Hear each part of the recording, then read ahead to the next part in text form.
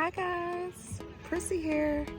Are you someone interested in getting into real estate? If that sounds like you, then take a listen to this video. In this video, I'm going to discuss a few things I think one should consider before taking the deep dive into real estate.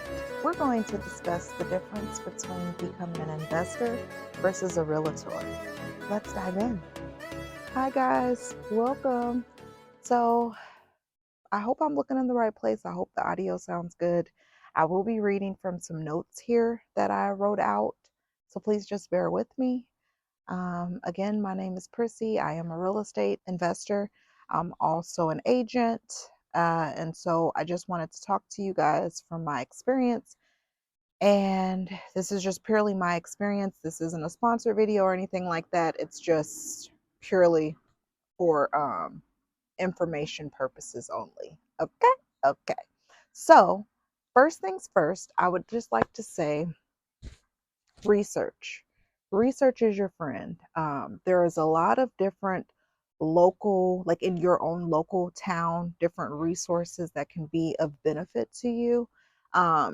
Depending on whichever avenue you want to take, I know that there are like certain groups and meetups that go on all the time between investors or realtors, or depending on what state you're in.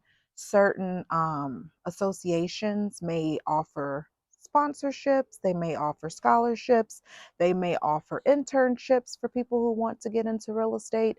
So see what's available in your local market for you. I think that would be a great start. Also, Google is our friend. So there's a lot of things out there on Google. There's a lot of things out here on YouTube, of course, as we know. Bigger Pockets. Bigger Pockets, they have a podcast. Everything that I've ever participated with Bigger Pockets, it's always been like on YouTube and it hasn't cost me a thing. They're a really great resource as well for real estate. Getting yourself familiarized with the lingo and just understanding the whole process before you start paying money to different organizations or individuals that you see online that are doing whatever. I think that starting free first would be a good benefit to you. Terica Lynn, she also has a wonderful program, and she also has a free ebook that you could get a hold of and read. If I can figure it out, I may try to figure out how to put these things I'm talking about into the video. I'm new, so we'll see what I can do. But with that being said, there are just a plethora of resources that are free to you that you don't necessarily have to start spending a whole bunch of money, because honey, when you start the whole process, whether you choose to be an investor or whether you choose to be a realtor, there's going to be plenty money to be spent. So you might as well in the beginning try to hold a little bit in your pocket. Okay. So next, your why. What is your why? Why do you want to be in real estate? Go ahead and answer. Why? You can even pause the video and write down your why. Is it that you want to, have financial freedom, make a difference in the world? I mean, what is your why as to, why you want to get into real estate? That will determine which avenue you take, whether you're an investor or a realtor.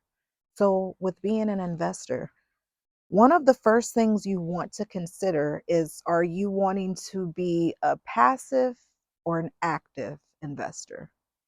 So an active investor is one that's going to be, it's pretty self-explanatory. One that's going to be active. You're going to call the contractors. You're going to go to the house and just be on site, overseeing different things that's happening. You're in communication with everybody, making sure that everything's going. And then a passive, you're not going to be so hands-on. You might only get called to send some money, but you have other people managing for you. So that would be the first step to figure out if you want to do it passively or actively. And so if you are wanting to be an active investor, then what would be your niche? Are you wanting to do fix and flips? Are you wanting to do wholesaling? One you're going to have to do your research on. I know at one point in time when I followed this person and paid, it was a little bit of money, but it wasn't really beneficial to me, if I'm honest. Finding out I had to become a realtor in my state in order to wholesale. So be sure to look at your local or state laws and regulations as it pertains to wholesaling. Do you want to do the Burr method? Do you want to buy and hold? Are you a person that says, you know what, me and my husband, or me and my family members, or just me myself, and I'm going to hire some people to help me, or I'm going to do it myself? You might be one of those that can fix things up. Not me, but I know some ladies and guys that can do things on their own. If you're one of those that say, hey, I'm going to live in that house for 2 years and I'm going to fix it up as I go. And then in 2 years, I'm going to rent it out and I'm going to go to the next project of a property and do the same thing all over again. I have some money and I'm just going to buy a house that needs minimum work, and I'm going to hold it because it's in a great neighborhood. And, I'm going to just keep it for the next 30 years. And so I'm going to have somebody else pay the rent and they'll pay the mortgage on it. And I'm just going to buy it and hold. So that concludes what I have so far for being an active investor.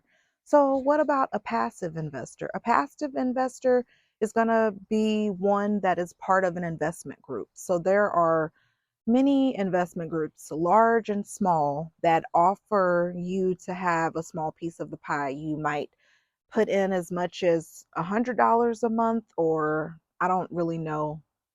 I know that you can put in like a small amount and not like thousands of dollars, and you pay so much into it and then you get a return off of it. You can also create your own group with maybe family and friends. Um, However many you choose, you guys put so many thousands into the pot, or hundreds. I don't know what your market is like in your area, but you put so much into the pot, and maybe one of the people that's part of your group, I don't know, maybe they don't have the money, but they have the experience to do the work, or they have the not only do they have the experience to do the work, but maybe they aren't working, so they can be the one that oversees the project, so that the other investors who want to be passive don't have to worry about the day to day. And you can trust that your project is being what you want it to be. And if you found this helpful so far, please hit the like button and the subscribe button. I'd love for you to stick around. We have definitely talked the sun down. One thing I don't think I mentioned was under the passive group, since we are talking about new investors here. If you are someone with money and you want to purchase your first property or two that already have tenants in them, you can always hire a management group that can cover and oversee the properties for you. So, this last part is going to be about being a realtor. This will be a short part of the video only because I'm going to do another video that talks all things realtors. So, I don't know how to put the link up at the top. Anybody that's watching this video that knows how to do it, if you wouldn't mind leaving a comment and letting me know how to do that, I would greatly appreciate it. So, with that being said, being a realtor, the first thing you would want to decide if you want to be a full-time realtor, a part-time realtor, or have it as a side hustle. Um, if you're someone who already has another career that's making pretty decent money, I personally would recommend you hiring an agent. They're an expert. They'll be able to help you navigate through these uncharted waters, give you insight. If they know that you're wanting to become a realtor later on, they'll probably really give you extra information, wouldn't mind you asking questions, which they wouldn't mind anyway. But if you're asking certain questions, taking notes, they'll know, like, okay, this is somebody that wants to become a realtor one day, and they'll look out for you. And you can buy your first like few properties, kind of get the feel for things. And then whenever it's time to go into real estate full time, now you have income coming in to where you may want to go part time with your career job. One thing's for sure with being a realtor, you're going to work for all your money. Okay. It's not going to come easy. You're going to have to put in the work. And with the market, sometimes, well, actually, a lot of times it's volatile. So it might be a time when it's really, really good. And then there's another part where it's slow. So you just want to make sure that you're able to balance it all out and make it make sense for you. So, like I said, if you're someone that already has another career or has another job that's paying pretty decent, I would recommend doing real estate as a side hustle, maybe getting some investment properties that can help you to alleviate your overall monthly bills whenever you do decide to get into real estate full time. Because most people that I've met during my journey, I've been a realtor, they all have properties that they are either renting or some people are fixing and flipping, but every realtor pretty much has their hand in on the investor side of things. Just a FYI. So I would recommend that. And then part time, if you're doing it part time, still the same thing. You're still going to have to put in the sweat equity. It's not going to come easy. You have to put in the work. Like I said, you might have to do some things for free, which a lot of it is free until you get somebody to buy or sell the house. Okay. Okay. So that's all I have for you guys tonight. I really appreciate you staying with me for these 12 minutes or so. But you guys take care. Be blessed. Let me know in the comments what helped you the most.